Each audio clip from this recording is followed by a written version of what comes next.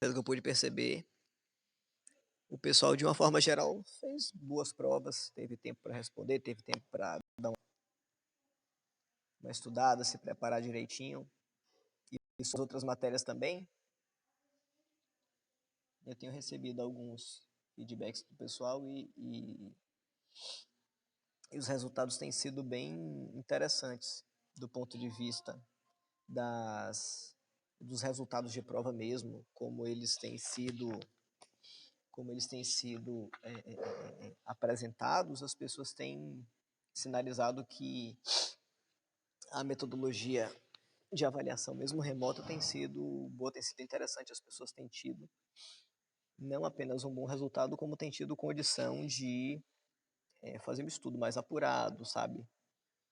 Até ter tempo para fazer uma pesquisa, ter um aprendizado mais consistente. Eu acho que esse período tem sido um período bem interessante nessa questão de nós entendermos essas metodologias novas e vermos possibilidades de colocá-las em prática.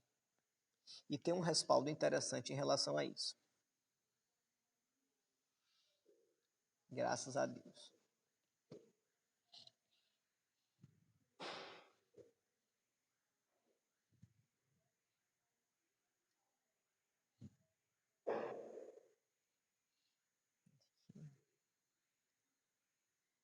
Isso é uma coisa que se...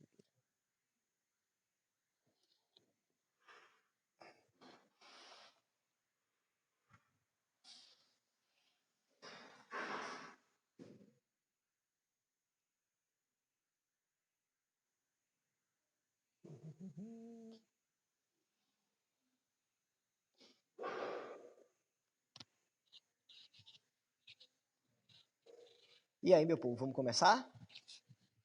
Os que forem chegando depois vão se integrando, vão pegando o conteúdo à medida que forem entrando na nossa sala de aula. Vixe, que caiu tudo agora. Pronto, já ajustei.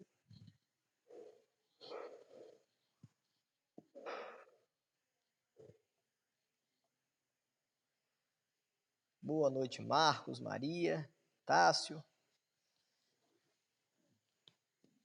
Seu Carlos, boa noite, como é que tá? Como é que foi de prova?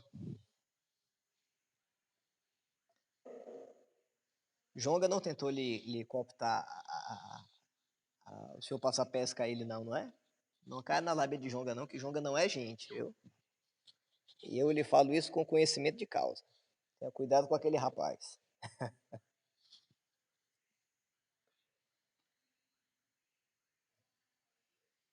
Se eu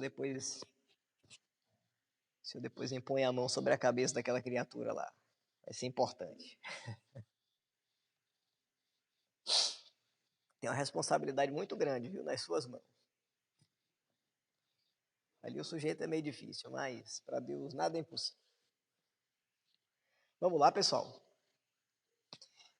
A gente vai começar a trabalhar hoje uma temática super importante para a nossa disciplina de Teoria Geral do Direito Civil. Mas é uma temática de igual relevância para outros temas do direito, que é a questão pertinente aos bens.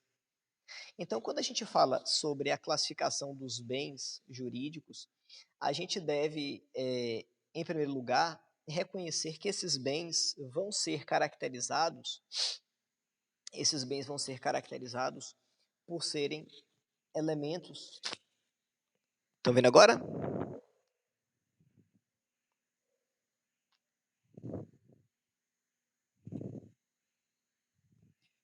Agora melhorando?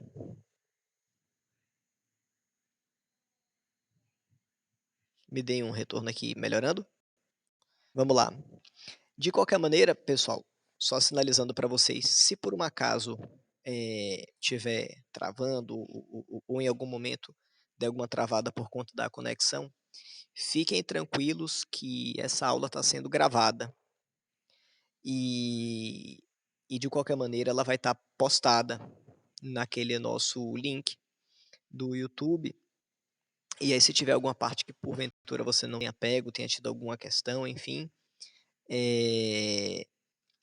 a gente pode rever depois, viu, mesmo no YouTube, e pode tirar dúvidas também, podem ficar muito tranquilos, viu? A gente vai dando seguimento por aqui, mas se em algum momento tiver um pouco truncado, eu posso repetir, não tem problema nenhum, e também vai estar o assunto disponibilizado para a gente rever depois no YouTube, naquele link que geralmente a gente posta.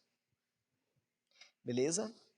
Sim, no seu caso, o assunto é sobre os bens. A gente começa a tratar a temática dos bens como uma temática de extrema importância,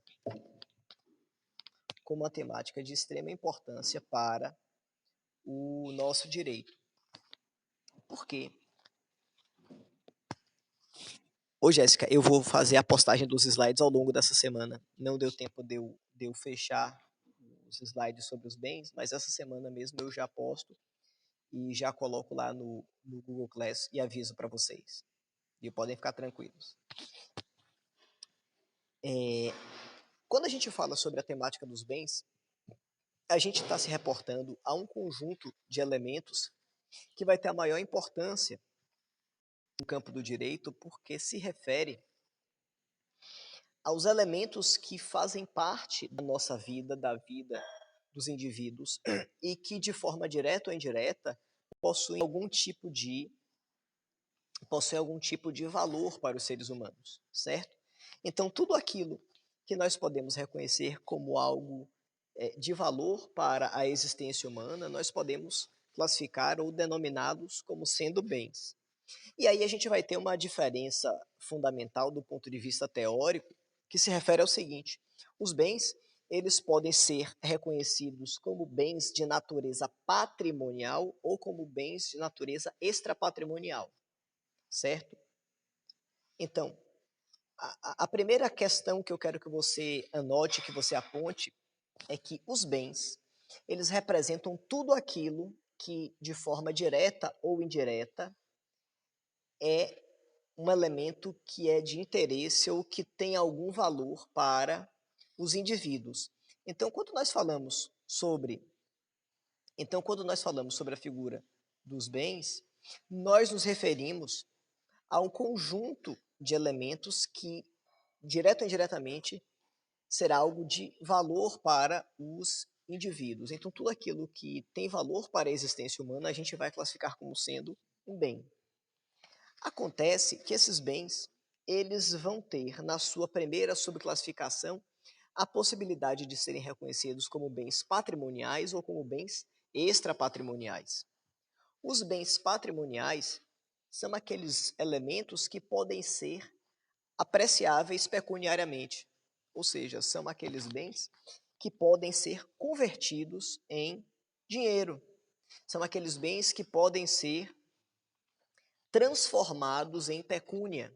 Então, toda vez que a gente fala em patrimônio ou bens patrimoniais, a gente está se referindo a elementos que são de interesse da vida humana, que são elementos que fazem parte do rol de elementos que agregam valor ou que trazem algum tipo de interesse para os indivíduos, mas que podem ser convertidos em dinheiro, certo? Por outro lado, nós vamos ter bens que são reconhecidos como bens extrapatrimoniais, que são aqueles que não podem ser convertidos em dinheiro. Então, por exemplo, uma calça, um carro, dinheiro em conta, ações na bolsa de valores, todos estes elementos são considerados como o que? Bens. Mas são bens o quê? Patrimoniais ou extrapatrimoniais? São bens patrimoniais. Por quê? Porque todos eles podem ser convertidos em dinheiro, em pecúnia. Você compra com dinheiro ou você converte em dinheiro todos esses bens. Mas existe uma classificação de bens, que é a dos bens extrapatrimoniais, que não podem ser apreciáveis economicamente, que você não tem como mensurar economicamente. Por exemplo, a vida, a honra, a dignidade, a boa-fé. A vida é um bem, é um elemento de interesse aos seres humanos, mas é um bem de natureza o quê? Extrapatrimonial. Por quê?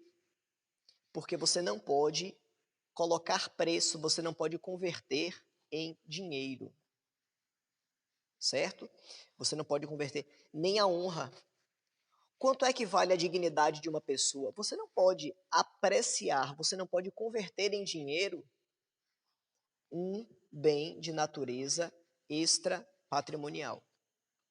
Aí você poderia me perguntar, mas vem cá, nesse exemplo que você acabou de nos trazer, você falou sobre a honra. Se a honra e se a moral não podem ser apreciáveis economicamente, por que é que existe a hipótese das chamadas indenizações por danos morais quando a nossa honra objetiva ou subjetiva ela é ferida de alguma maneira? É simples, porque o que a gente está mensurando economicamente não é a honra do indivíduo, mas a extensão da lesão que é aplicada sobre aquela honra, ou seja, até que ponto aquela honra foi ferida. E tendo em conta esse parâmetro, a gente reconhece que o que se vai colocar valor não é em relação à honra, à dignidade. Por quê? Porque ela não tem preço, bem como a vida. O que é que vai ser apreciável economicamente? A lesão que aquela pessoa a lesão que aquela pessoa sofreu em relação a um ilícito praticado que lhe trouxe algum tipo de prejuízo, certo? Então a gente tem genericamente uma distinção a priori sobre os bens, sendo classificados como bens patrimoniais ou bens extrapatrimoniais. Aqueles bens que podem ser convertidos em dinheiro e aqueles bens que não podem ser convertidos em dinheiro, certo? A gente vai tratar, depois de termos feito essa distinção, a gente vai tratar dos bens que são apreciáveis economicamente, dos bens de natureza patrimonial, certo? Levando em conta essa primeira grande classificação genérica, a gente vai reconhecer que esses bens de natureza patrimonial, eles vão ser analisados, eles vão ser discutidos com base em dois grandes blocos de abordagem. O primeiro deles vai ser os bens considerados em si mesmos, certo? Os bens considerados em si mesmos. O segundo bloco, que a gente vai ver um pouquinho mais para frente, se refere aos bens reciprocamente considerados, que vão ser os bens analisados, os bens considerados, uns em relação aos outros. Por exemplo, só para fazer uma analogia, em relação a mim mesmo, eu sou o Jorge. Em relação à minha mãe, eu sou o filho. Então perceba que quando a gente analisa os bens considerados em si mesmos, a gente vai analisar as características intrínsecas daquele bem, daquele elemento patrimonial. Enquanto que, quando nós estudamos os bens reciprocamente considerados, a gente vai analisar qual é o parâmetro de um bem quando comparado a um outro bem. E aí as suas classificações vão sendo modificadas e adaptadas, tendo em conta que as características de um bem podem modificar-se quando elas são vistas, quando elas são analisadas, levando em conta um outro elemento patrimonial, certo? Então, toda vez que a gente leva em conta um outro elemento patrimonial, a gente passa a reconhecer que haverá uma distinção clara e objetiva entre estes bens, certo?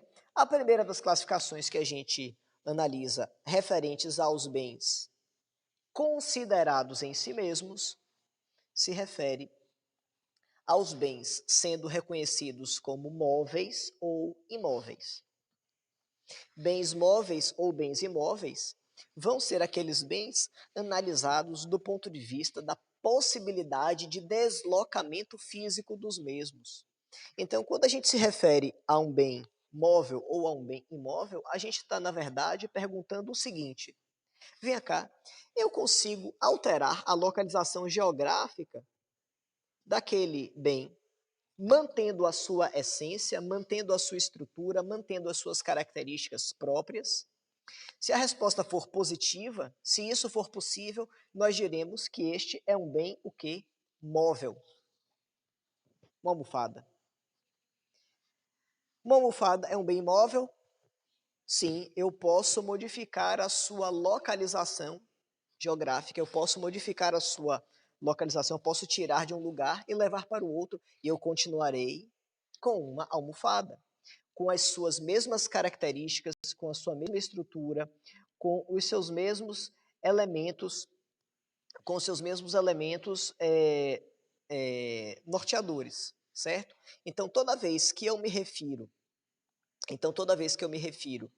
a um bem móvel, eu estou sinalizando que este bem móvel, ele vai ter a possibilidade de ter a sua localização alterada, modificada, sem que isso afete a sua estrutura. Hoje, pode falar.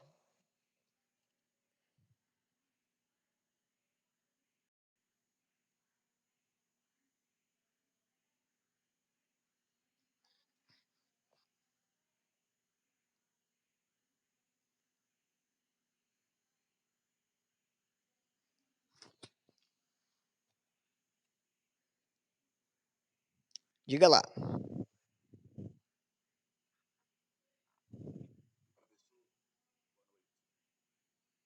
Boa noite, estou lhe ouvindo.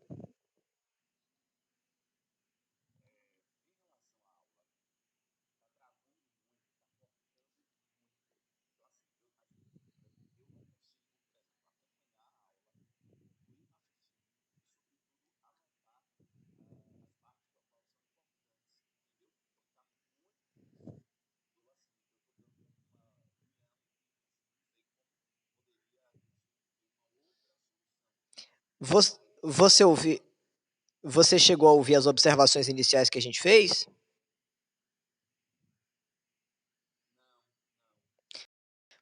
Eu sinalizei o seguinte, que para as pessoas que porventura não pegarem algum ponto, essa aula vai estar disponibilizada todinha no YouTube, como a gente faz sempre.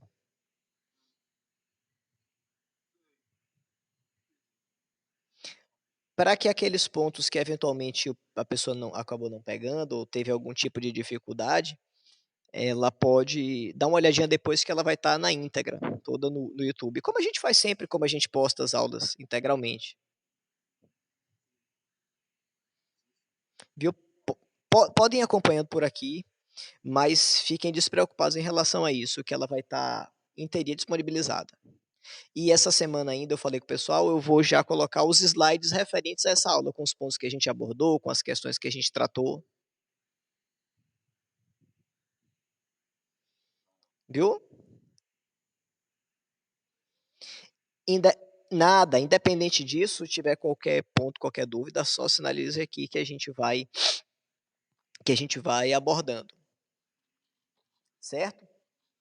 Bom, em relação a esse parâmetro inicial que a gente abordou, referente aos bens móveis e aos imóveis, a gente reconhece que, de igual forma, os bens imóveis são aqueles que não permitem que haja uma modificação na sua localização geográfica, sem que haja uma afetação na sua estrutura física, na sua essência. Certo? Então, nós temos, por exemplo, uma casa, um apartamento, um terreno. Eles são classificados como bens imóveis. Por quê? Porque você não pode alterar a sua localização geográfica sem que haja uma deturpação da sua essência, da sua estrutura, certo? Então, nós podemos, a título de exemplo, dizer o seguinte: uma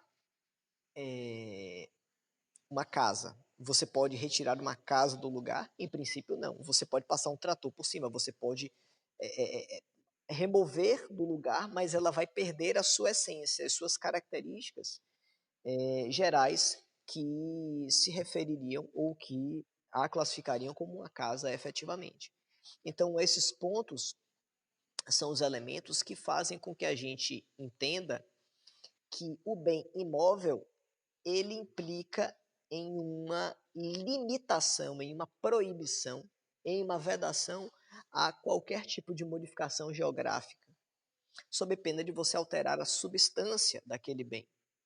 Então, enquanto os bens móveis podem ter a sua localização alterada com a permanência da sua essência, das suas características fundamentais, os bens imóveis não contam com essa prerrogativa. Bem imóvel não pode ter a sua localização alterada. Se você altera a localização, você consequentemente acaba destruindo ou afetando a substância daquele bem, certo? Outra situação importante para a gente sinalizar se refere à classificação dos bens móveis, certo? Os bens móveis, eles podem ser classificados como bens móveis por sua própria natureza, por determinação legal ou por antecipação. Bens móveis pela sua própria natureza, por determinação legal ou ainda por antecipação, certo? Então, dentro da classificação dos bens móveis, eles podem ser por sua própria natureza, por determinação legal ou por antecipação. O que é que a gente pode sinalizar em relação a isso? Que os bens móveis, pela sua própria natureza, são aqueles bens que, em razão das suas características próprias, eles são alteráveis quanto à sua localização. É o exemplo que a gente deu da almofada, de uma bota, de uma cadeira, de um computador, de um carregador de celular. Eles são modificáveis do ponto de vista da sua localização geográfica pelas suas próprias características físicas, pela sua própria substância, certo? Por outro lado, nós temos os móveis por determinação legal. Um bem móvel por determinação legal é um bem que se classifica como sendo móvel porque a legislação, porque a lei assim determina. Nós podemos pegar como exemplo de um bem móvel por determinação legal o exemplo da energia elétrica. A eletricidade é considerada como um bem móvel. Por quê? Porque assim a legislação determina. Porque você tem como alterar a localização de onde aquela fonte energética é disponibilizada. Mas, do ponto de vista material, você vai ter uma previsão normativa, ou seja, o próprio código estabelece que energia elétrica é bem móvel. Quando nós temos a própria legislação estabelecendo que determinado bem se classifica desta ou daquela maneira, a gente dirá que ele é móvel por determinação legal. Certo? E os bens móveis por antecipação? Quais são os bens móveis por antecipação e de que maneira a gente pode reconhecê-los? Os bens móveis por antecipação vão ser aqueles bens que, a princípio, são bens imóveis, portanto, são bens que não podem ter a sua localização afetada, mas que se destinam, ou seja, a sua finalidade última, o seu objetivo final é serem convertidos em bens móveis. E, portanto, se faz uma projeção antecipada daquelas características finais para classificá-los como bens móveis. Por exemplo, vamos imaginar que o sujeito seja proprietário de uma fazenda e que nessa fazenda ele plante determinadas espécies de árvores que são destinadas para corte, para celulose, para se fabricar papel. Aquelas árvores que estão lá plantadas, enquanto estão plantadas, a priori são classificadas como bens imóveis. Como regra, você não modifica a localização geográfica de uma árvore sem destruí-la, diferente de uma planta menor, enfim. Mas uma árvore, como regra, você não altera a sua localização geográfica sem alterar a sua substância. Então, essas árvores para corte, essas árvores direcionadas para a fabricação de celulose, de papel, elas são, em regra, a princípio, classificadas como bens imóveis. Acontece que, como elas são destinadas, como elas são direcionadas a uma finalidade específica para serem convertidas em bens móveis, quais sejam folhas de papel, nós dizemos que elas se classificam como bens móveis por antecipação. Então, quais são os bens móveis por antecipação? São aqueles bens que, a princípio, são reconhecidos como imóveis, mas em razão da sua destinação, da sua finalidade última, são classificados, são reconhecidos previamente como sendo bens móveis. Beleza? Tranquilo, pessoal? Me diga uma coisa, o áudio melhorou? Como é que tá chegando as informações para vocês aqui? Tá melhor agora? A gente pode seguir assim? Me deem um feedback em relação ao áudio. Eu vou tentar fazer o seguinte. Presta atenção. Eu vou tirar, a princípio, a câmera para ver se fica mais fácil e se o áudio chega melhor. Dê uma olhadinha para ver se chega mais fácil para vocês, se chega melhor. Vocês estão me ouvindo melhor? Como é que tá? Pronto. Vamos fazer o seguinte. Já que está melhorando, eu vou dar seguimento, a princípio, sem a parte de imagem, e aí vocês vão me sinalizando. E qualquer necessidade de alteração e tudo, vocês falam comigo. Vamos seguindo por aqui por enquanto, já que desse modo fica mais fácil, fica mais tranquilo. Não se preocupem com a parte de acesso às informações visuais de forma mais organizada, porque ouvindo essa aula, vocês vão ter muito mais facilidade de compreender as informações que vão estar presentes nos nossos slides.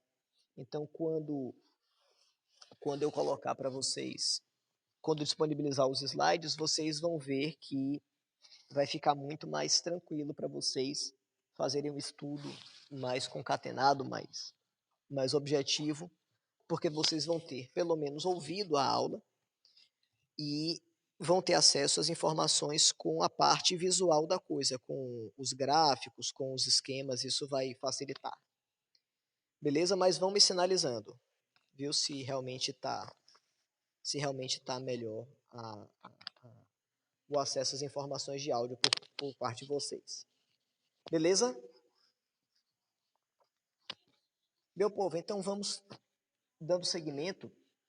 Então a gente viu que, no que se refere aos bens ditos móveis, a gente vai ter essa tripla classificação, reconhecendo eles como sendo bens móveis pela sua própria natureza, quer dizer, pelas suas características próprias.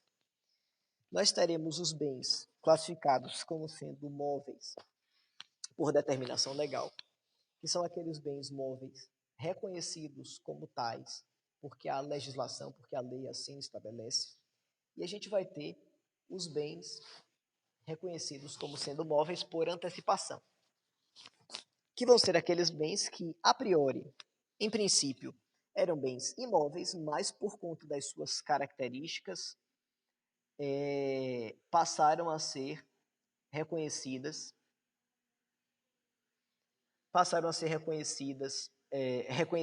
como bens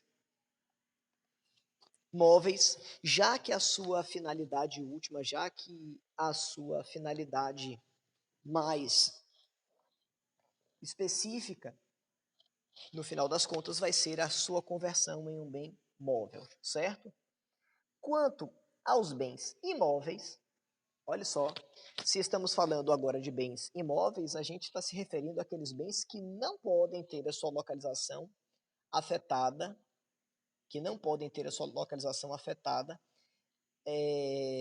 sem que isso implique na sua desconstituição. Então, se o bem é imóvel, a gente reconhece que ele perde as suas características quando ele tem a sua localização modificada, certo? Nesse sentido, a gente vai ter os imóveis. Agora, nesse caso, vão ser 4 subclassificações. Os imóveis pela sua própria natureza, os imóveis por acessão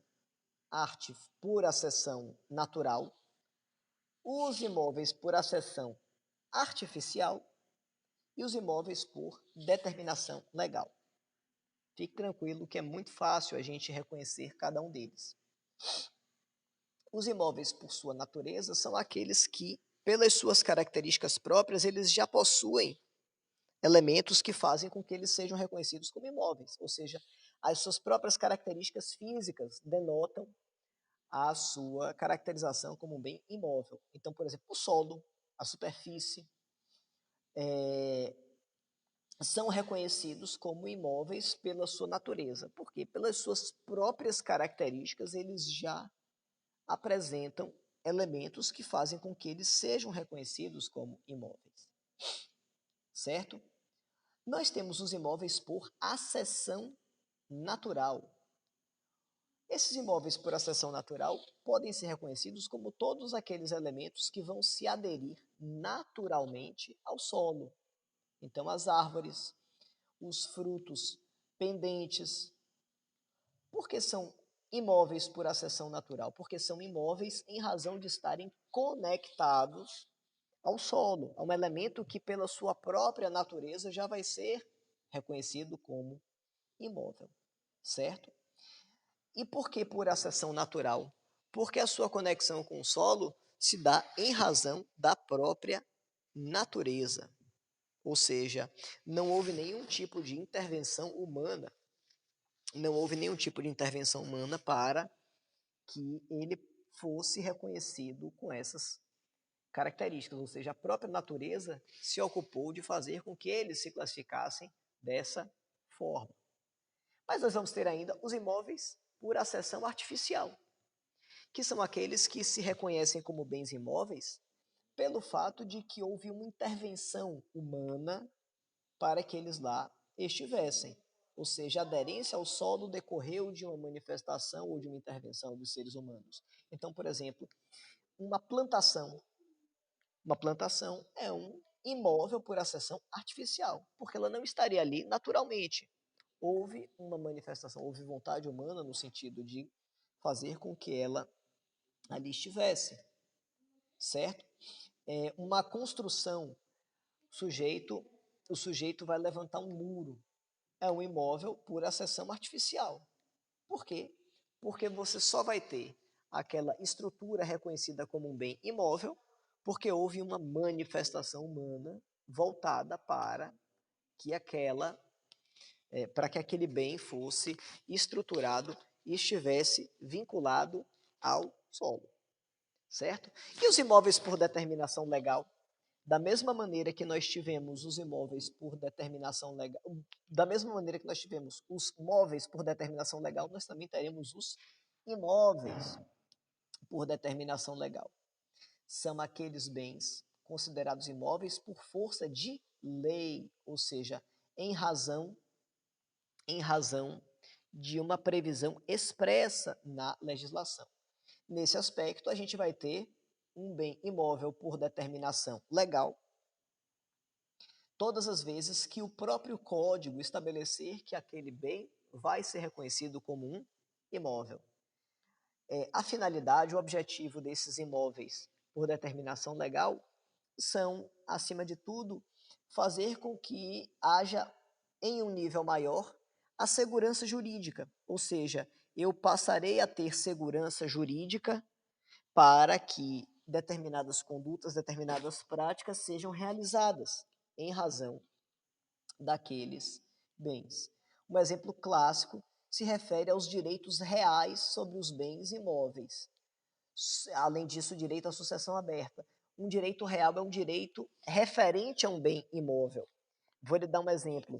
Uma casa é um bem imóvel. Se eu quero discutir, por exemplo, o direito de propriedade sobre aquela casa, ou os direitos de herança sobre aquela casa, eu vou ter uma vinculação de direitos atrelada ao lugar onde a casa está localizada. Então, por exemplo, eu não posso discutir a herança de um sujeito em uma ação de inventário em Salvador, sendo que essa casa está localizada na cidade de Senhor do Bonfim. Os bens imóveis vão ter os direitos referentes a eles atrelados ao local onde eles se encontram. Ou seja, não há modificação da sua localização geográfica.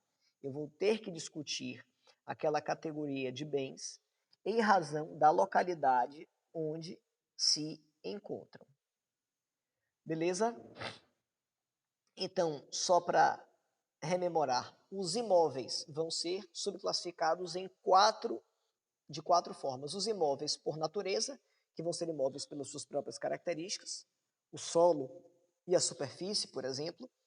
Os imóveis podem ser por acessão natural ou por acessão artificial. Os por acessão natural são aqueles que são imóveis se aderindo ou se vinculando diretamente ao solo de forma natural. Os imóveis por acessão artificial vão ser aqueles que vão se vincular ao solo por algum tipo de intervenção humana. E os imóveis por determinação legal são aqueles que assim se classificam porque a legislação dessa maneira estabeleceu, ou seja, porque a própria lei vai reconhecê-los como imóveis. Beleza? Nós vamos ter ainda uma outra classificação referentes aos bens, que podem ser a dos bens fungíveis e dos bens infungíveis. Os bens podem ser, portanto, fungíveis ou infungíveis, certo? A fungibilidade se refere à possibilidade de os bens serem substituídos. Então, toda vez que eu tenho um bem que possa ser substituído, eu direi que este bem é fungível. Então, a fungibilidade se refere à possibilidade de você substituir um bem. Eu posso substituí-lo por outro igual, com as mesmas características, com os mesmos elementos, eu vou dizer que ele é um bem fungível. De igual forma, se eu tenho um bem que não pode ser substituído, que ele é único, que ele possui características próprias, específicas, únicas, eu direi que ele é um bem infungível. Certo? Então, por exemplo, se você pega um sapato, um tênis, um violão, uma caneta, um óculos, você dirá que este é um bem fungível. Por quê? Porque ele é um bem que pode ser substituído por outro com as mesmas características, com os mesmos elementos, com os mesmos fatores elementares. Os bens infungíveis, por seu turno, são bens que não podem ser substituídos. Eles são reconhecidos como bens únicos, como bens que não se referem a algo que pode sofrer qualquer tipo de substituição, certo? Então, por exemplo, se você pega uma chuteira de futebol, uma chuteira de futebol é um bem fungível ou infungível? O que é que vocês acham?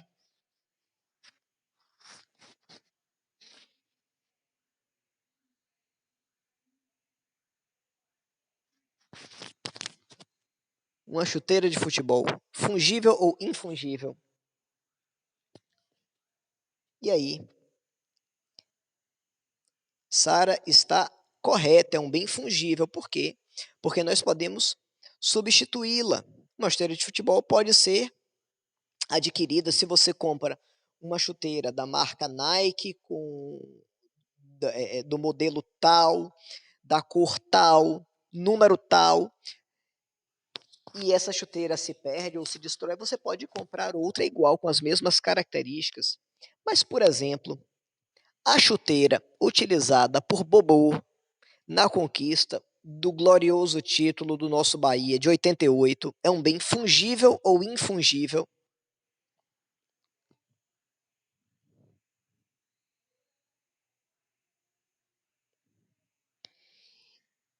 E aí, infungível por quê? Porque você pega um determinado bem que possui características únicas que não pode ser substituído. Maria Helena pontuou de forma e Sara pontuaram de forma bem objetiva. São bens únicos que não podem ser substituídos por outros. Agora, olha um negócio importante para a gente compreender. Quando a gente fala que determinado bem é infungível, a gente não quer dizer que ele seja um bem caro. A questão do valor econômico, a questão do valor econômico não é o essencial para a gente reconhecer como um bem fungível ou infungível, certo? Nós podemos ter, por exemplo, algo que tem um valor sentimental para aquela pessoa e que por isso ele é infungível, porque ele possui características ou possui elementos que fazem com que ele se torne único, independente da possibilidade de você converter em dinheiro. Isso, Sara, um troféu que uma equipe ganha em um campeonato é um bem infungível. Por quê? Porque ele possui características únicas, inclusive em caráter afetivo. Não é apenas você comprar ou você adquirir uma outra igual, ela possui um valor afetivo muito concreto. Então, por exemplo, digamos que você tenha um vestido de casamento ou uma roupinha de bebê que pertenceu à sua mãe. Sua mãe, quando era bebê, utilizou uma roupinha quando saiu da maternidade. Você utilizou aquela mesma roupa quando saiu da maternidade e você tem um filho. E quando o seu filho sai da maternidade, você quer que ele use aquela mesma roupa, porque ali existe um valor afetivo. Se você for analisar do ponto de vista econômico, você vai ter uma roupa antiga, com pouco valor em termos de dinheiro, em termos de conversão em elementos econômicos. Mas o que faz com que o bem seja infungível é a impossibilidade é a impossibilidade de você ter a substituição por outro da mesma natureza, com as mesmas características, mesmo que elas sejam características estritamente afetivas, ou seja, mesmo que essas características sejam apenas o vínculo afetivo que você tem com aquele determinado bem. Beleza? Em resumo, toda vez que você estiver diante da classificação de um bem como sendo fungível ou infungível, você vai perguntar o seguinte: eu posso substituir esse bem por outro igual, com as mesmas características, com a mesma natureza? Sim, eu posso. Então estamos falando de bens fungíveis. Agora, se aquele bem for único, for insubstituível, nós diremos que esse bem é infungível. Beleza? Tranquilo, pessoal? Podemos seguir? Continuando a classificação dos bens, nós vamos ter os bens classificados como sendo bens consumíveis e bens inconsumíveis. Bens consumíveis e bens inconsumíveis. De que maneira a gente pode subclassificar os bens como sendo consumíveis ou inconsumíveis? Percebam, toda vez que a gente fala, toda vez que a gente fala sobre um bem consumível, nós estamos nos referindo a um bem que pode ser substituído, um bem que pode ser subdividido e utilizado de forma que ele se deteriore à medida que você o utiliza, certo? Então, se o bem se destrói à medida que você o utiliza, você o classificará como um bem consumível. Os bens inconsumíveis, por outro lado, se reconhecem como bens que não podem ou não sofrem uma destruição à medida que você os usa, certo? Então, por exemplo, uma borracha é um bem consumível. Por quê? Porque à medida que você vai apagando as partes riscadas com lápis, você vai a destruindo automaticamente. Ou seja, um bem consumível é um bem que se destrói, é um bem que perde a sua substância enquanto você se utiliza dele, certo? Então, por exemplo, uma barra de chocolate é um bem consumível ou inconsumível?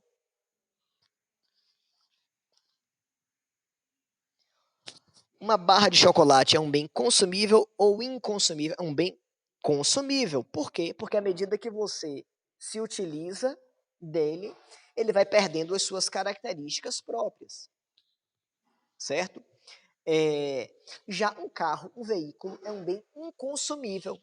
Por quê?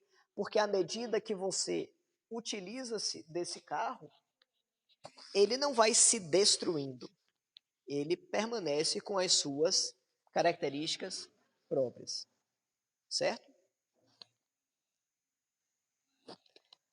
Minha, Diego, se quiserem ficar, não atrapalha não, viu? Não atrapalha não, pode ficar tranquilo. Então, um carro, ele se classificaria como um bem inconsumível. Por que inconsumível? Porque à medida que você se utiliza desse carro, ele não vai se destruindo, ele não vai perdendo as suas características, certo?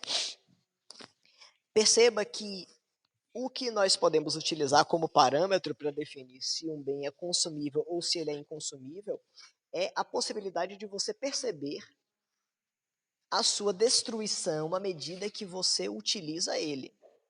Mas esse critério, ele não faz com que você deixe de lado o fato de que todas as coisas, todos os bens que você utiliza, eles são passíveis do seu desgaste natural. Então, por exemplo, se você tem um carro com 4 anos de comprado, ele vai ser um carro muito mais gasto do que um carro zero saído da concessionária.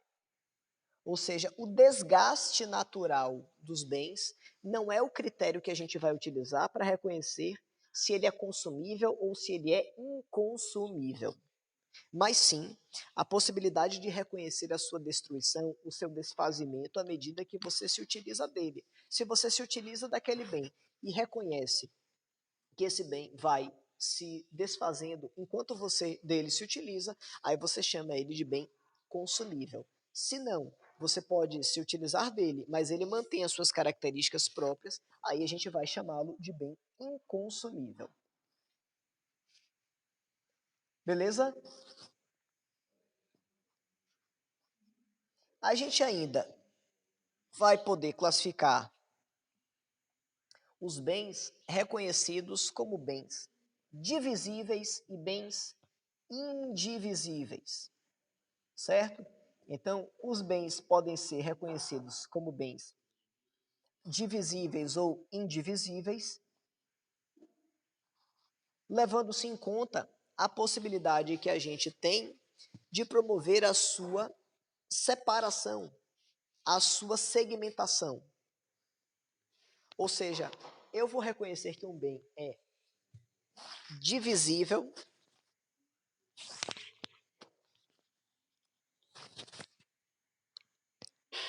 e agora melhorando? Melhorando agora? Me sinalizem aí. Pronto, deixa eu repetir aqui para vocês pegarem. Os bens podem ser reconhecidos como sendo bens divisíveis ou indivisíveis, certo? Qual é o critério que a gente vai utilizar para reconhecer se eles são divisíveis ou não? É a possibilidade de nós separarmos, de nós segmentarmos esses bens.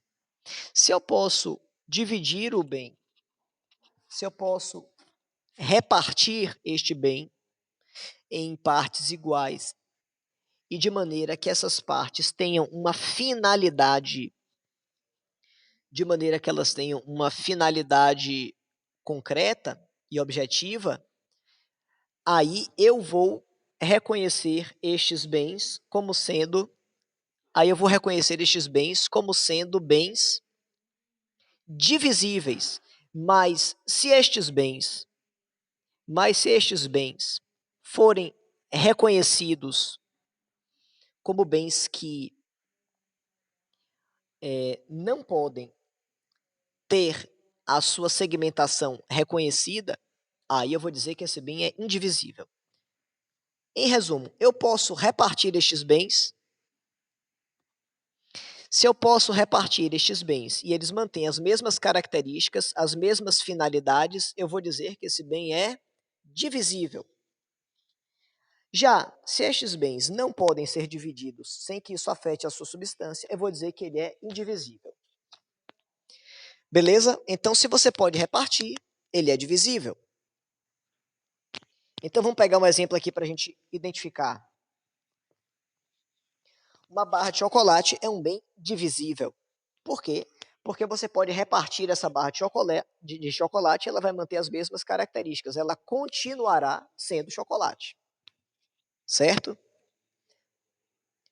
Agora venha cá, e em relação aos animais, eu vou dar um exemplo aqui.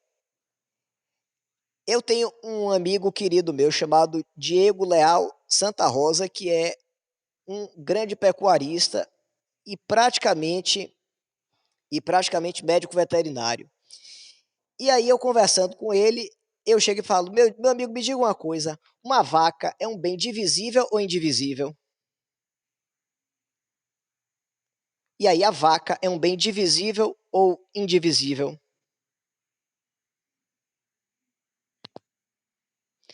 Como quase tudo em direito, depende. Se essa vaca é destinada para corte, vai ser classificada como um bem divisível. Por quê? Porque eu posso com repartir com as mesmas finalidades. Ela continua com as mesmas características. Peraí, deixa eu modificar aqui, só um minutinho.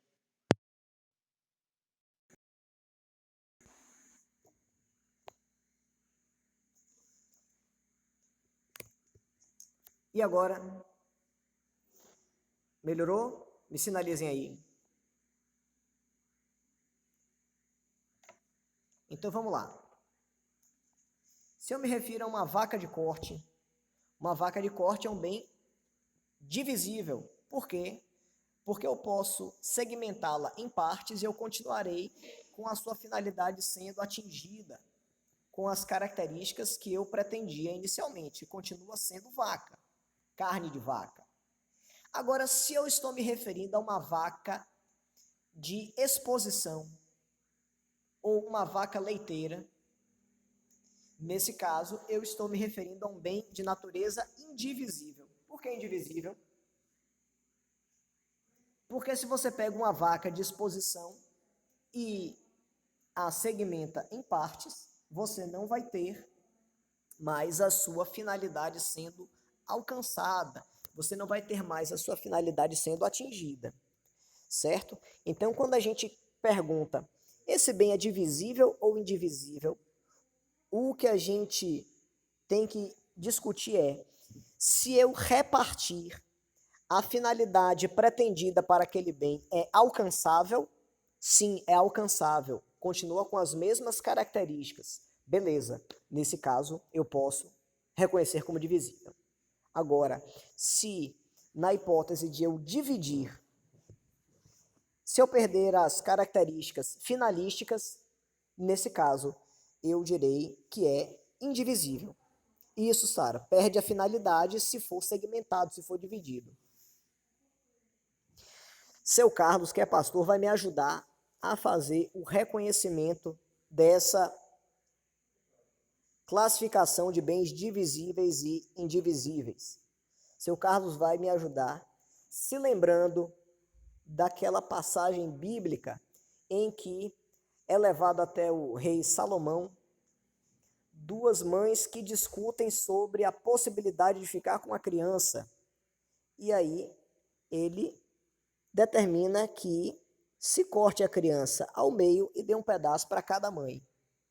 fazendo uma alegoria ao bem divisível e ao bem indivisível. Se você parte uma criança ao meio, você vai ter duas partes de criança em níveis iguais, mas você não vai ter mais uma criança efetivamente.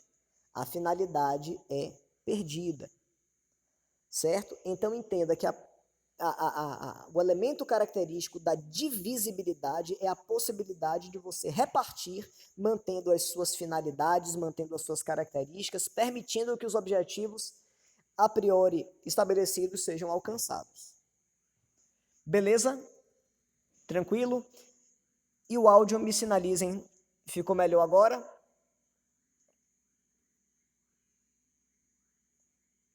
Show de bola, maravilha. Meninos, a gente vai ter ainda 3 subclassificações dos bens entre divisíveis e indivisíveis. A divisibilidade do bem pode decorrer de 3 elementos, pode decorrer de 3 parâmetros. O primeiro deles vai ser da lei, certo? Então a gente vai ter determinados bens que são divisíveis ou indivisíveis, porque a lei determina. Então, por exemplo, os imóveis rurais, eles não podem ser divididos em frações inferiores a um módulo regional, ou seja, uma área inferior a 125 metros quadrados. Isso é algo que a lei determina. Então, se eu não tenho a possibilidade de segmentar um imóvel rural em uma área menor do que essa, porque assim a lei estabelece, eu vou ter uma indivisibilidade estabelecida por lei, ou uma indivisibilidade jurídica. Além disso, nós vamos ter a indivisibilidade em razão da vontade das partes, também chamada de indivisibilidade convencional, que vai se dar todas as vezes que, pela vontade das partes, pela vontade dos indivíduos, as pessoas estabelecem, através de contrato, que determinados bens não podem ser objeto de divisão, certo? Aí já não é a lei que estabelece, aí as próprias partes é que vão convencionar através de uma manifestação de ordem contratual. E nós temos, por fim, a indivisibilidade pela sua própria natureza, ou indivisibilidade física, que vai ser exatamente os exemplos que a gente abordou aqui. São aquelas hipóteses em que o fracionamento altera a substância. O fracionamento altera a substância. Se eu repartir fisicamente, se eu repartir materialmente, eu vou ter um prejuízo ou vou ter uma inviabilização de atingir os objetivos para os quais eu assim estabeleci inicialmente, certo? Por exemplo, uma casa, um carro, beleza? Mas só um elemento importante para a gente reconhecer. Quando a gente fala em indivisibilidade com características naturais, pronto, repito já, Sara, só um minutinho. Quando eu falo sobre a indivisibilidade de ordem natural, eu estou falando que eu não posso dividir materialmente a coisa. Então, por exemplo, eu não posso vender meio carro para uma pessoa e meio carro para outra. Por quê? Porque se eu segmentar fisicamente este bem, eu vou inutilizá-lo. Quando a gente fala sobre a divisibilidade, a gente não está se referindo, por exemplo, à possibilidade de nós convertermos esse bem em dinheiro e repartir as partes. Divisibilidade não se refere à sua conversão em dinheiro, certo? Só repetindo, a pedido de Sara, a indivisibilidade em razão da vontade das partes se dá quando, através de um contrato, existe um pacto entre duas ou mais pessoas no sentido de que determinado bem não possa ser alvo de segmentação. A lei não proíbe, as características naturais daquele bem também não proíbem, mas as partes fazem um acordo no sentido de vincular uma transação jurídica à inteireza do bem, ou seja, em que as próprias partes determinam que ele não pode ser alvo, não pode ser objeto de uma subdivisão. Beleza? E a subdivisão em decorrência de lei vai se dar todas as vezes que a própria legislação obrigar a manutenção das suas características plenas para aquele determinado bem. Beleza? Tranquilo essa temática? Podemos seguir? Maravilha, show de bola. Pessoal, seguindo a nossa classificação dos bens, nós podemos reconhecer os bens como sendo singulares e coletivos. Os bens singulares vão ser aqueles bens que, embora reunidos, eles são considerados distintos, isolados uns dos outros, ou seja, são aqueles bens que são considerados na sua individualidade. Então, uma almofada, um carro, um caderno, uma mesa, são bens singulares, certo? Então, quando nós temos bens singulares, nós temos bens que contam com uma existência independente da existência de outros bens, certo? Esses bens singulares podem ser subdivididos, vá anotando, esses bens singulares podem ser subdivididos em 4 elementos. Podem ser bens singulares simples ou compostos, ou podem ser bens materiais ou imateriais. Então, podem ser simples, podem ser compostos, podem ser materiais e podem ser imateriais.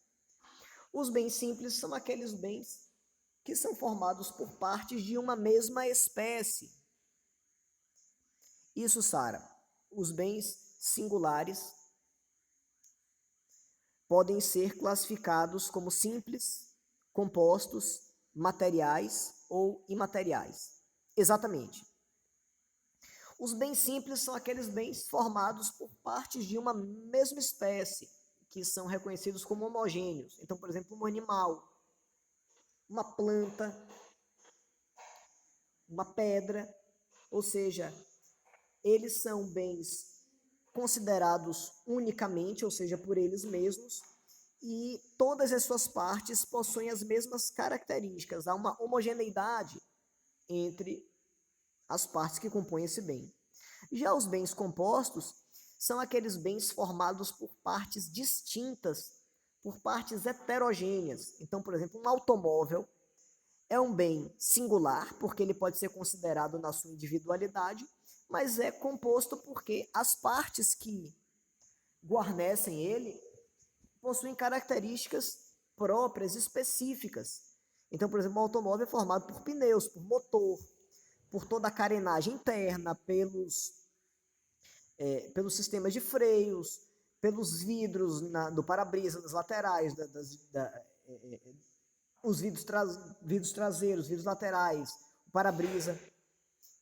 Um edifício, um eletrodoméstico, todos estes bens são singulares, porque têm uma existência independente de outros, mas são compostos, porque eles podem ser formados por diversas partes integrantes que têm características próprias, específicas, certo?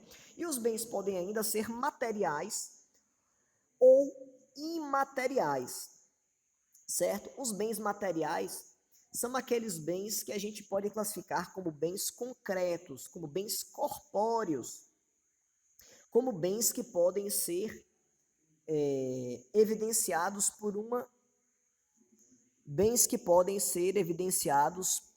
das manifestações dos sentidos humanos.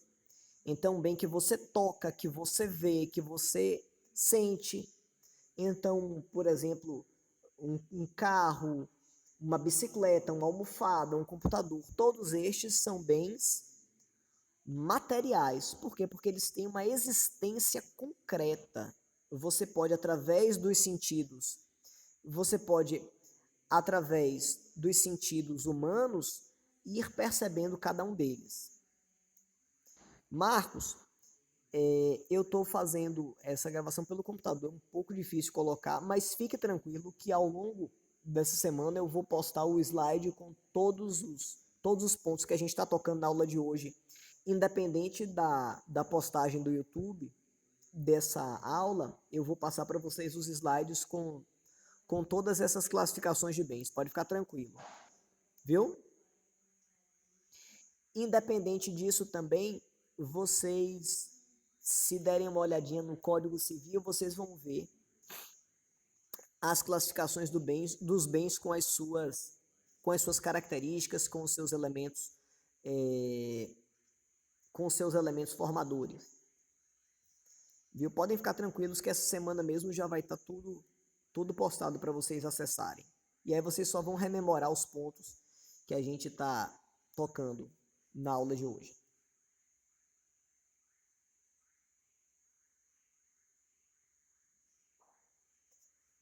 Além disso, nós temos os bens singulares reconhecidos como imateriais ou bens incorpóreos.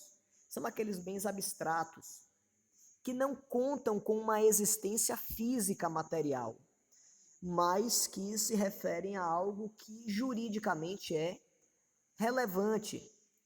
Então vamos pegar o exemplo de uma dívida, de um crédito. Vamos pegar o exemplo de uma composição musical. São bens reconhecidos de ordem, como sendo bens de ordem imaterial. Por quê? Porque a gente não consegue reconhecer ou apreciar esses bens pelas manifestações dos sentidos humanos, ou seja, a sua existência vai decorrer de uma abstração humana, de uma abstração jurídica. Beleza? Ótimo, Marcos, isso mesmo.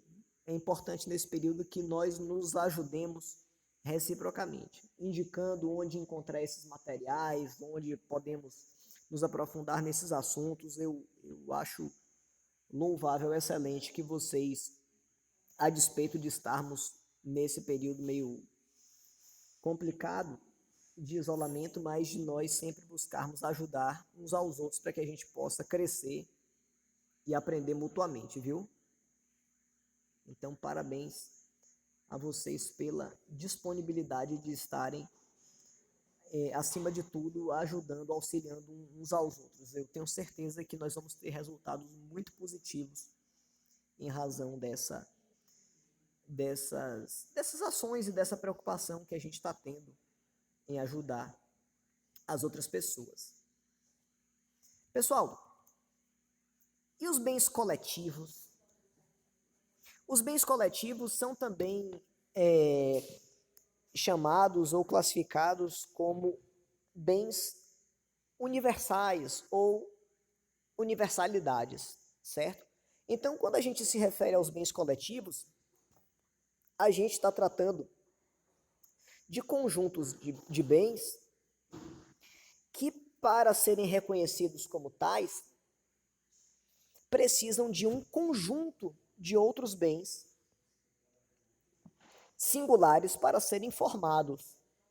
Por exemplo, nós estamos no segundo semestre do curso de Direito. Digamos que o sujeito tenha comprado um livro de direito e colocado na estante. Ele só tem um livro na estante dele. Ele pode chegar para uma visita na casa dele e falar: olha, eu quero lhe mostrar aqui a minha biblioteca de direito. Uma biblioteca com um livro? Não pode. Por quê? Porque uma biblioteca, para ser formada, pressupõe uma universalidade de livros. O sujeito, digamos que seu Carlos, que nas horas vagas gosta de mexer com planta, seu Carlos chega no fundo do quintal da casa dele e planta um pé de goiaba. Planta uma mudinha de goiaba. E aí, o quintal dele só tem uma única árvore frutífera que é aquele pé de goiaba. Seu Carlos, enquanto não plantar outras coisas, pode chegar.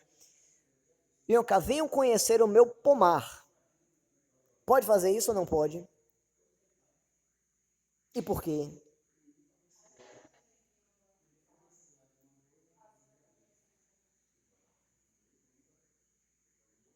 Calma, um de cada vez.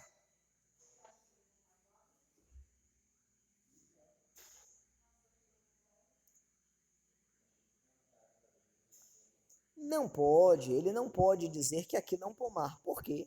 Porque você tem uma única árvore frutífera. Se você está falando de um pomar, você pressupõe que existe uma universalidade de árvores frutíferas. Da mesma forma, se você fala de uma biblioteca, da mesma forma, se você fala de uma plantação, certo?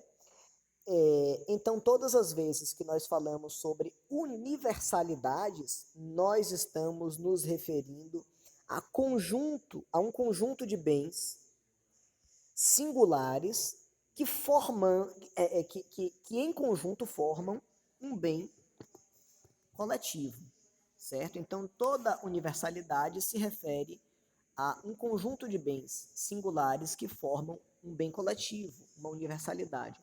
E aí nós vamos ter, na classificação do nosso código, as universalidades de fato e as universalidades de direito. Universalidade de fato é um conjunto de coisas materiais singulares, podem ser simples ou compostas, não importa, dependendo da sua subdivisão interna, que quando estão reunidas em uma coletividade, sejam objetos iguais, com as mesmas características, com a mesma natureza, formam uma universalidade.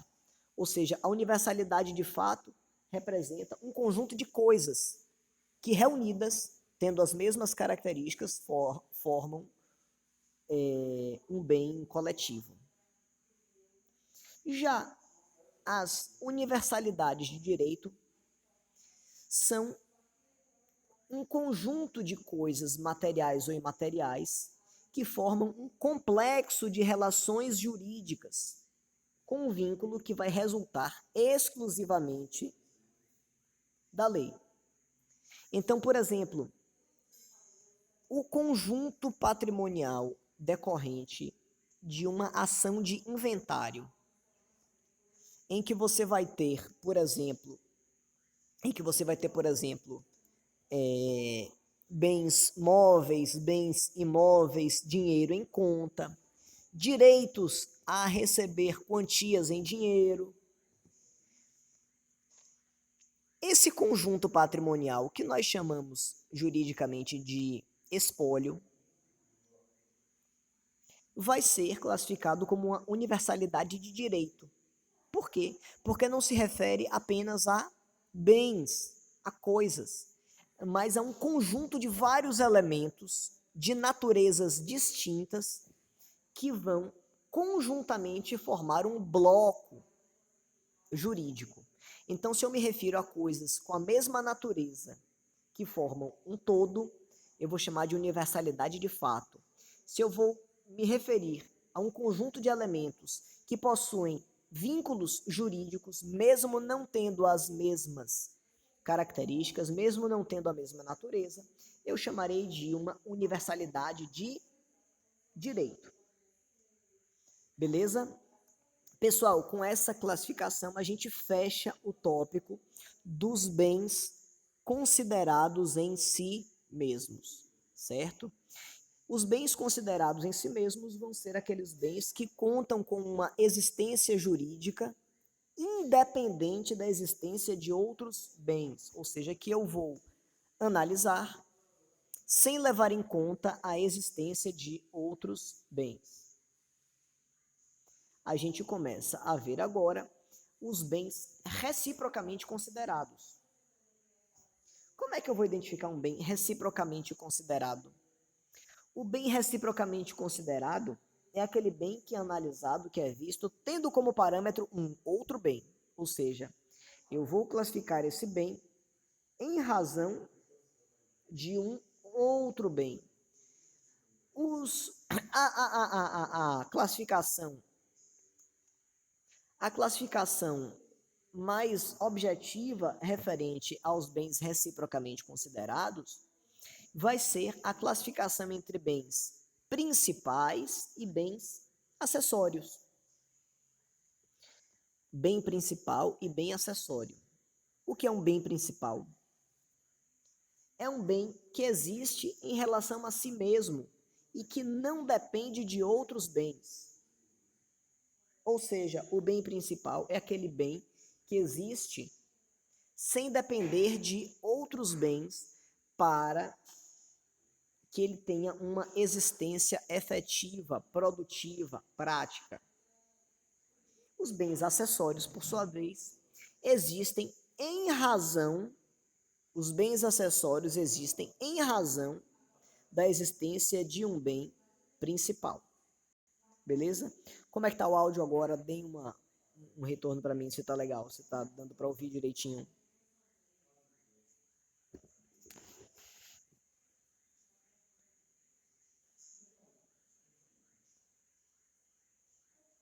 Pronto, vamos seguindo aqui. O que vocês tiverem de dúvida, se não, mesmo que não ouçam, enfim,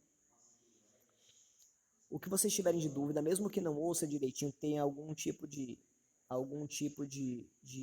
fuga, se não der para compreender, pergunte, escreva, sinalize que a gente vai repetindo aqui, viu, pessoal? Beleza, maravilha. Então, os bens acessórios vão ser aqueles bens que dependem de outros bens para existirem. O bem principal, não, ele existe independente de quaisquer outros. Nesse aspecto, a gente vai ter o bem acessório, ele sempre existindo para servir ao bem principal. Certo? Então, por exemplo, a maçaneta de uma porta em relação à porta. A maçaneta da porta é um bem acessório e a porta é um bem principal. Perceba que para você classificar como bem acessório ou bem principal, você precisa sempre analisar um bem em relação ao outro. Você não tem como dizer se um bem é acessório ou principal se você não compara esse bem com outros bens. Então, se eu digo que uma maçaneta é um bem acessório em relação à porta, eu estou dizendo que a porta em relação à maçaneta é o bem principal. Mas venha cá, se eu comparo a porta da casa com a casa, a porta vai ser acessório ou principal?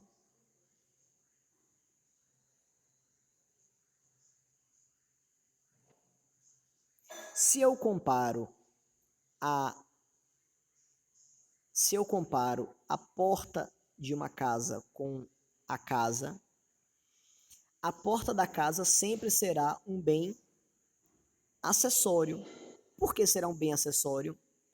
Porque ele depende necessária e obrigatoriamente da casa para ter uma finalidade prática. Por outro lado, os bens, quando são analisados em relação aos outros, contarão com características muito próprias, muito peculiares, porque você sempre vai ter que verificar se a utilidade prática daquele bem serve ao outro. Se a finalidade prática daquele bem serve ao outro, eu vou chamar de bem acessório. Mas se a existência do bem é independente da existência do outro, esse vai ser um bem principal. Então, a porta do carro em relação ao carro é um bem acessório. Os pneus de um carro em relação ao carro são bens acessórios. Por quê? Porque eles existem para servir ao bem principal, certo? Os bens acessórios, eles ainda vão ter algumas características em relação aos bens principais. A principal ou a mais importante dessas características é que o bem acessório, ele sempre vai seguir o principal.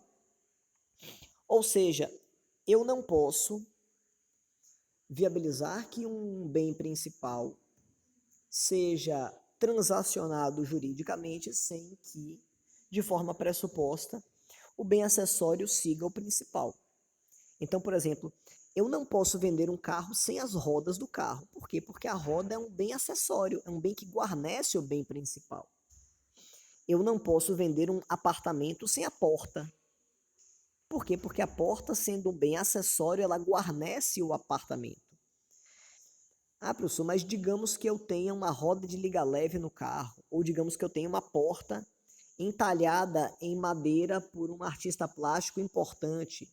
Eu posso retirar a porta? Pode, mas você tem que colocar uma outra no lugar. Ah, mas essa roda é cara, uma roda de liga leve. Beleza, você pode tirar a sua roda, mas você tem que colocar uma outra no lugar. Os bens acessórios sempre seguirão os bens principais. Essa é uma regra de direito, certo? Então, o acessório sempre segue os principais. Nós vamos ter, em relação aos bens acessórios,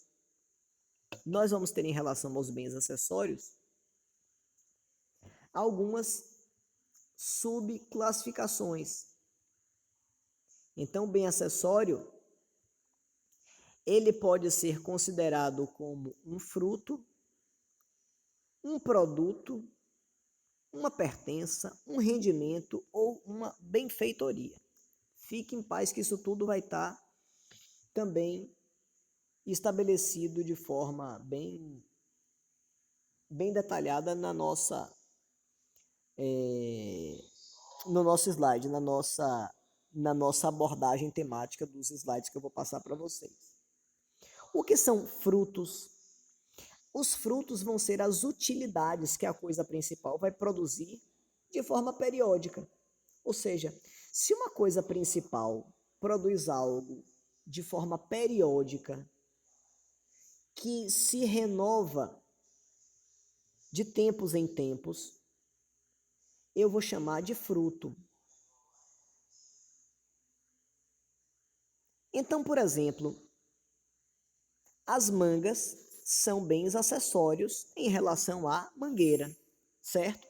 A gente vai dizer que são frutos. Por quê? Porque periodicamente existe uma renovação daqueles frutos. Então, por exemplo, a colheita, ela não faz com que haja uma redução dos frutos. Se uma mangueira produz 300 mangas num determinado período, e eu retiro as 300 mangas, eu não vou ter uma redução da quantidade de mangas no próximo período. Por quê? Porque ela se renova periodicamente. Para que eu tenha frutos, é necessário que eu observe 3 requisitos. Em primeiro lugar, a periodicidade, ou seja, tem que haver uma renovação periódica. Além disso, a inalterabilidade da substância do bem principal. Eu posso retirar todas as mangas de uma mangueira e ela continuará sendo uma mangueira. E além disso, vai ter como requisito a possibilidade de separação, de segmentação dessa, certo? Se eu tenho a possibilidade de retirar,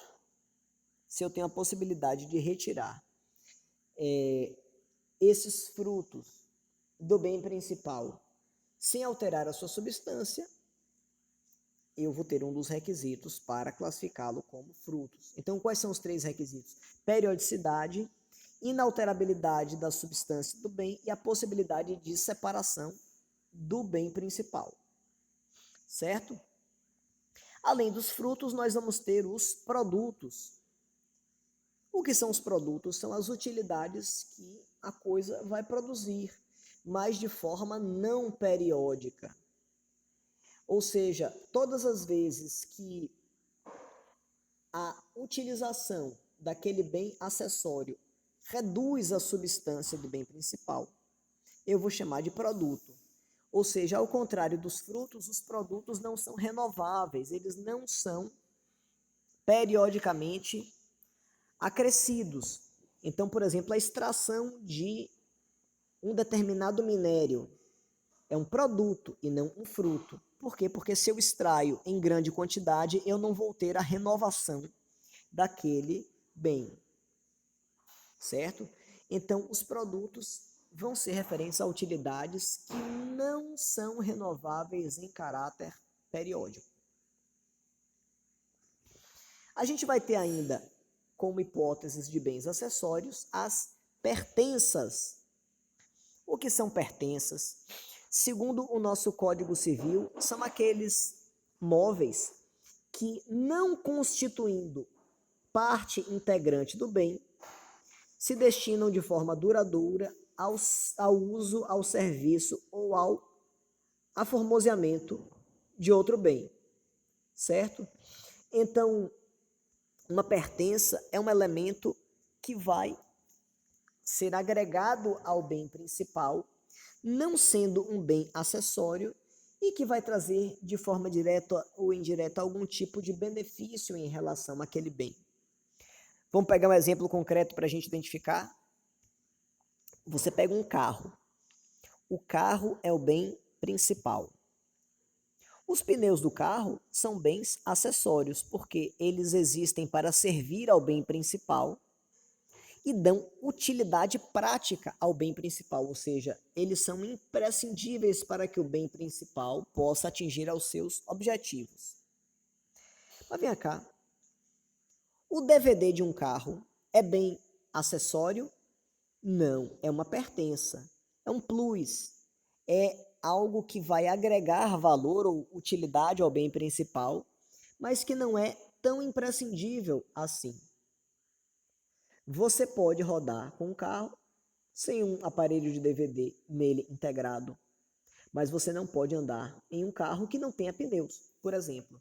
Então, a pertença é um elemento que vai ser acrescido ao bem principal, mas não sendo essencial para a sua utilização. Então, por exemplo, quando você vai a uma concessionária de veículos, existe um setor escrito acessórios, na verdade, e aí você vai ter lanterna de LED, estribo, aerofólio, enfim. Todos estes elementos que estão ali presentes, que vão estar no setor de acessórios, na verdade vão ser o quê? Pertenças. Por quê? Porque eles não são imprescindíveis para a utilização do bem principal, embora eles tragam uma série de beneficiamentos à sua utilização.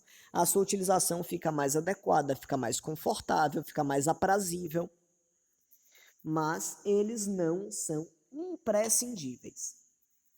Beleza? Tranquilo, pessoal? Além disso, nós vamos ter os rendimentos na classificação de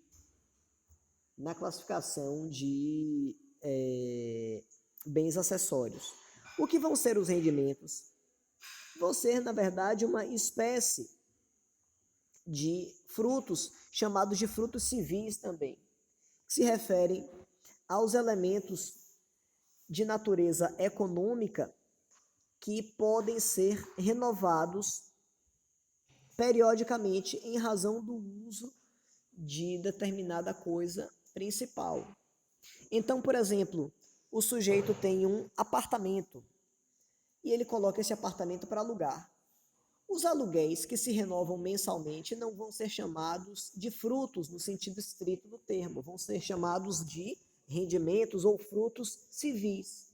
Os juros da mesma maneira. Por quê? Porque eles vão ser renováveis periodicamente, mas não têm características de ordem natural. Vão ter características de ordem jurídica, certo? Geralmente a gente se refere aos rendimentos no tocante a elementos de ordem econômica ou financeira. Beleza? E por fim, a gente vai ter como uma das classificações referentes aos bens acessórios, as chamadas benfeitorias. As chamadas benfeitorias.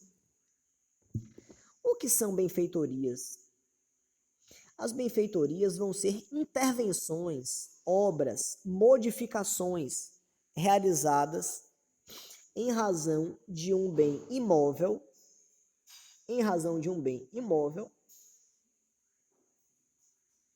que vão ser voltadas para conservar, melhorar ou embelezar determinado bem, certo? E aí a gente vai ter no nosso Código Civil a seguinte classificação: as benfeitorias podem ser necessárias, úteis ou voluptuárias. Então, segundo a nossa legislação civil, as benfeitorias podem ser necessárias, úteis ou voluptuárias.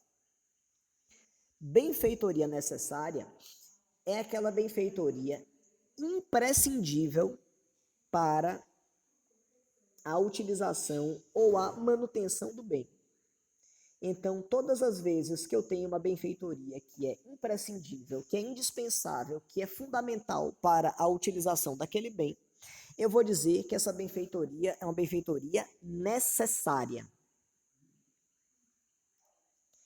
Exemplo, na nossa sala de aula, nós temos 4 paredes e vamos imaginar que em uma dessas paredes haja uma infiltração de água. E essa infiltração está colocando em risco a estrutura física da sala. Se não for feita uma obra de contenção, essa parede vai ruir, ela vai desabar e ela vai colocar em risco toda a estrutura física daquele imóvel. Essa benfeitoria é uma benfeitoria necessária. Por quê? Porque é uma benfeitoria imprescindível, é uma benfeitoria que precisa ser feita para manter aquele bem. Se não for feita essa benfeitoria, o bem será destruído. Isso, a necessária, Sara, é a benfeitoria voltada para a conservação do bem. Aquela que é imprescindível para que o bem seja utilizado. Ela conserva, ela mantém a estrutura já existente. E é uma benfeitoria que, se não for feita, coloca em risco toda a utilização ou manutenção daquele bem. As benfeitorias úteis são aquelas benfeitorias que não são imprescindíveis, são as benfeitorias que não são imprescindíveis, mas que melhoram ou facilitam a utilização do bem, fazem com que a utilização do bem seja potencializada, seja melhorada. Então, por exemplo, nós citamos como exemplo a sala de aula e dissemos o seguinte: se eu preciso fazer uma obra de contenção em uma das paredes, eu estou diante de uma benfeitoria necessária, porque eu sou obrigado a fazer. Se eu não fizer, eu vou perder o bem, ele vai se destruir. A benfeitoria útil, ela não é imprescindível, mas ela é muito importante para melhorar a utilização daquele bem. Então, por exemplo, se eu pego essa mesma sala de aula e coloco paredes com isolamento acústico, eu estarei diante de uma benfeitoria útil. Por que uma benfeitoria útil? Ela é imprescindível para a utilização do bem? Não, ela não é imprescindível. Mas ela vai melhorar a utilização. Se a gente tem uma sala com isolamento acústico, a gente tem condição de ter uma aula com menos ruído externo, o que facilita o aprendizado, o que melhora a qualidade das aulas.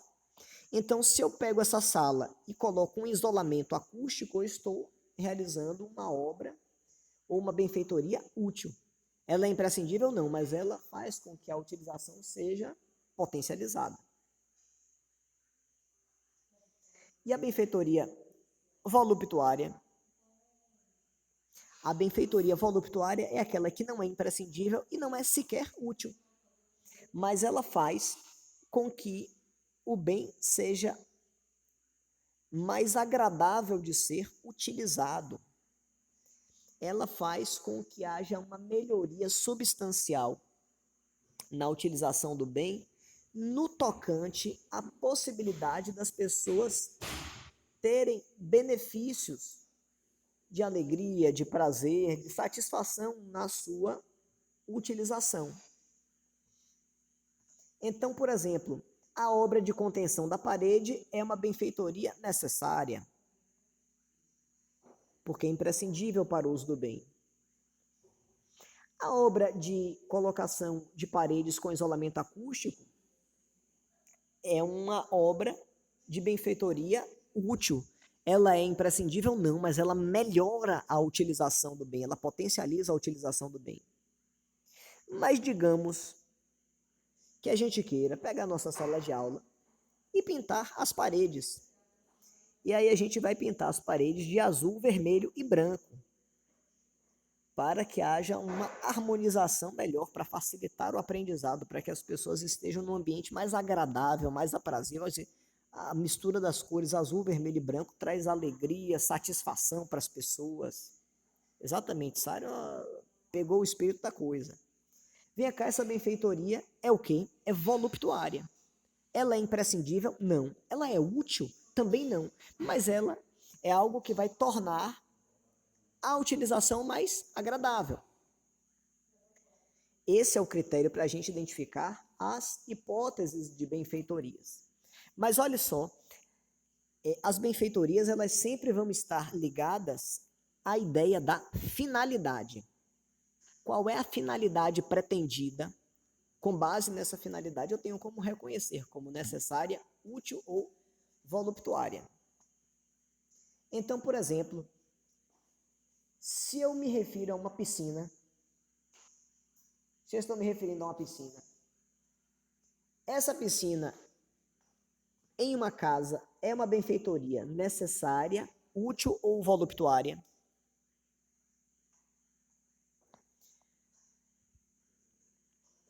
Uma piscina em uma casa é uma benfeitoria voluptuária. Ela não é necessária, sequer ela é útil, mas ela traz mais prazer, ela faz com que a estadia nessa casa seja mais agradável. Agora vem cá, se eu mando construir uma piscina em uma pousada, em um hotel, essa benfeitoria é necessária, útil ou voluptuária?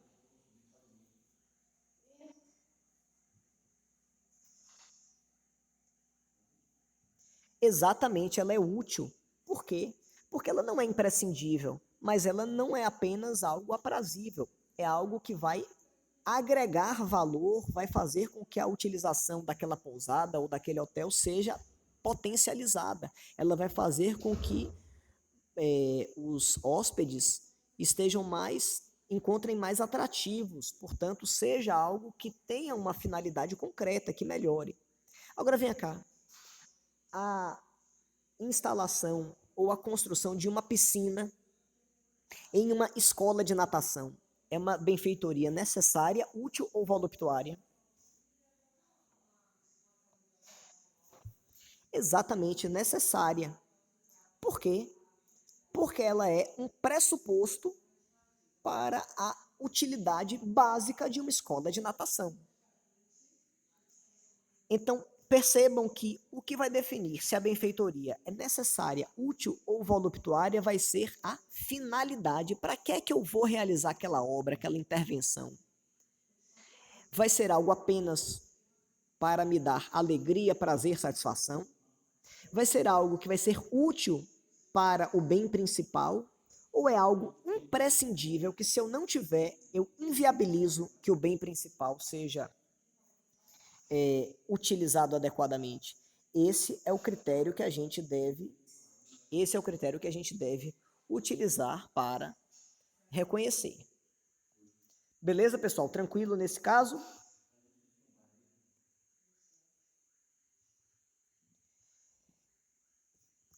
Vamos lá. Pessoal, a gente ainda vai encontrar uma classificação referente, a gente ainda vai encontrar uma classificação referente aos bens no que se refere à sua relação com o titular do seu domínio. Nós vamos ter em relação a esses bens a possibilidade de reconhecê-los como sendo bens públicos ou privados, certo? Os bens públicos são aqueles bens que pertencem às pessoas jurídicas de direito público interno. A título de exemplo, a União, os estados, o Distrito Federal, os municípios. As outras pessoas jurídicas reconhecidas, pela legislação como sendo as autarquias, as fundações públicas. Então, a gente vai ter os bens públicos como sendo aqueles que pertencem ao Estado, de uma forma geral. E os bens particulares são aqueles bens que pertencem às pessoas físicas ou às pessoas jurídicas de direito privado. Beleza? A título de exemplo, a gente vai ter os bens públicos, os bens que pertencem ao Estado, como sendo os bens de uso comum, classificação dos bens públicos, bens de uso comum, bens de uso especial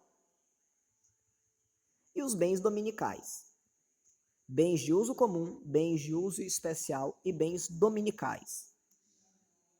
Os bens de uso comum são aqueles bens de utilização geral por parte das pessoas, que não encontram limitação por parte do seu uso. Ou seja, os bens de uso comum do povo são aqueles bens que podem ser utilizados sem qualquer embaraço pelos indivíduos, não cabendo uma restrição em relação a esse uso. Então, por exemplo, as ruas, as praças públicas, as praias, são bens de uso comum do povo. Qualquer pessoa pode se utilizar delas sem maiores restrições. A gente vai chamar de bens de uso comum do povo. Por outro lado, a gente vai ter os bens de uso especial. Quais são os bens de uso especial? São aqueles bens utilizados pelo Estado para atingir determinada finalidade pública. Então, os bens de uso especial são aqueles bens que o próprio Estado utiliza para alcançar os seus objetivos próprios. Então, por exemplo, a sede de uma prefeitura é um bem de uso especial, porque é um bem público que o próprio Estado se utiliza para a prestação do seu serviço público. Uma viatura da prefeitura, uma viatura da polícia militar é um bem de uso especial. A arma utilizada por um agente de segurança pública, vai ser um bem de uso especial, porque é um bem que não apenas é do Estado, mas está sendo utilizado pelo Estado para que determinado serviço público seja prestado, certo?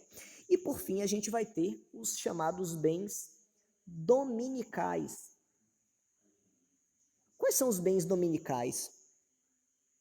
Os bens dominicais vão ser aqueles bens que, embora pertençam ao Estado, eles não são afetados, eles não são direcionados a uma finalidade pública específica.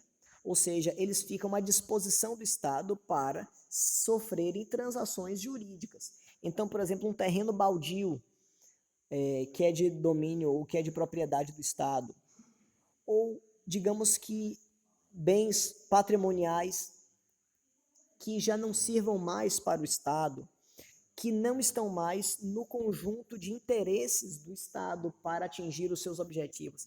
Então, vamos imaginar o seguinte: antes de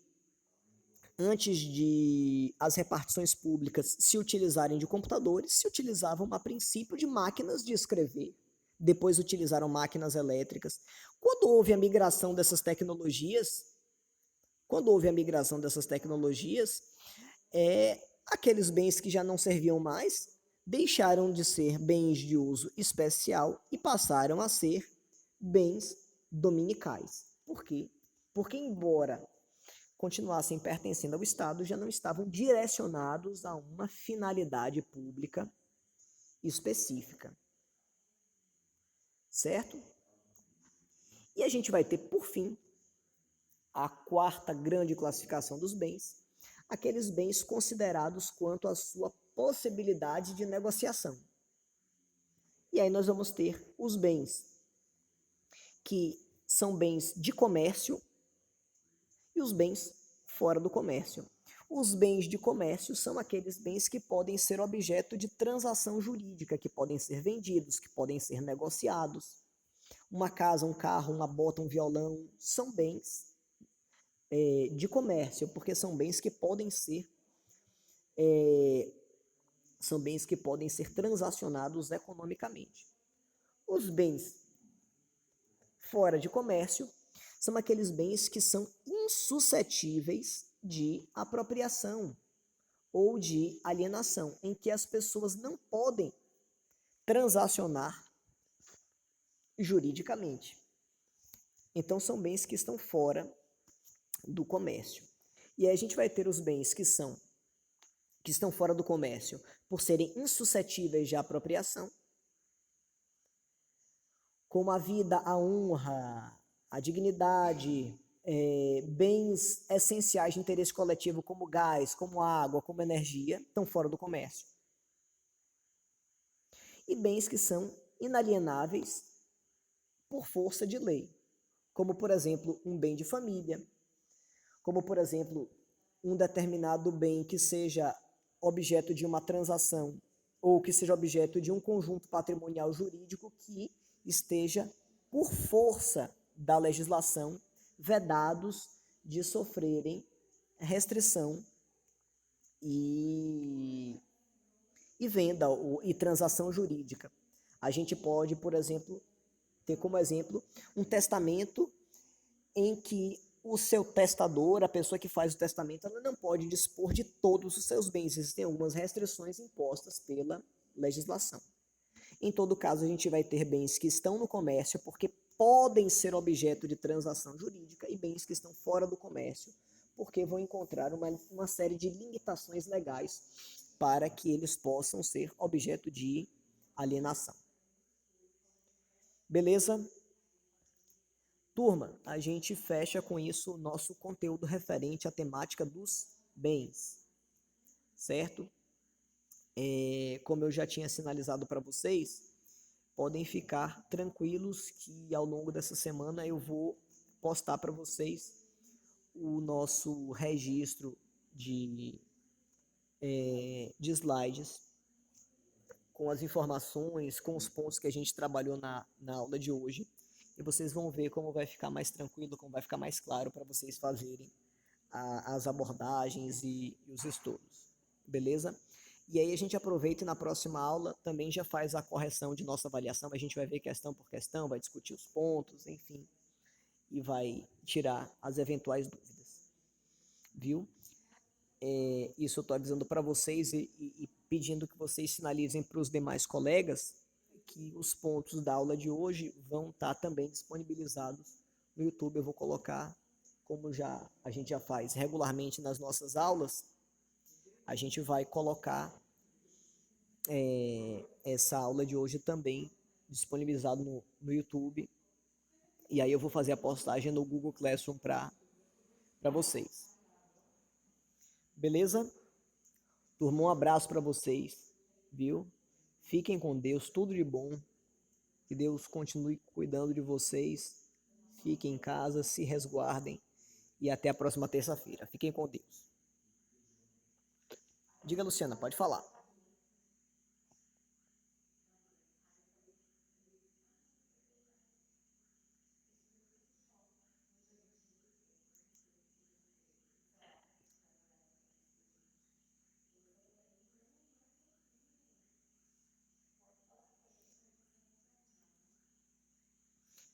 Ô, Luciana,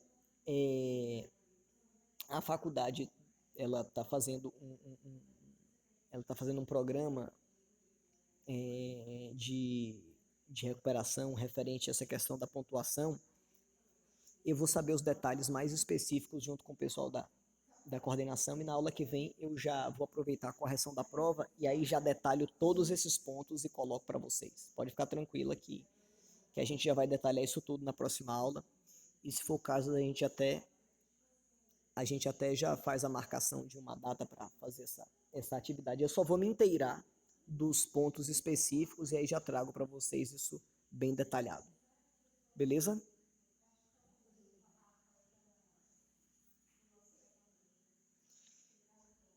Pessoal, um abraço para vocês, viu? Fiquem com Deus, tudo de bom e nos vemos na terça-feira.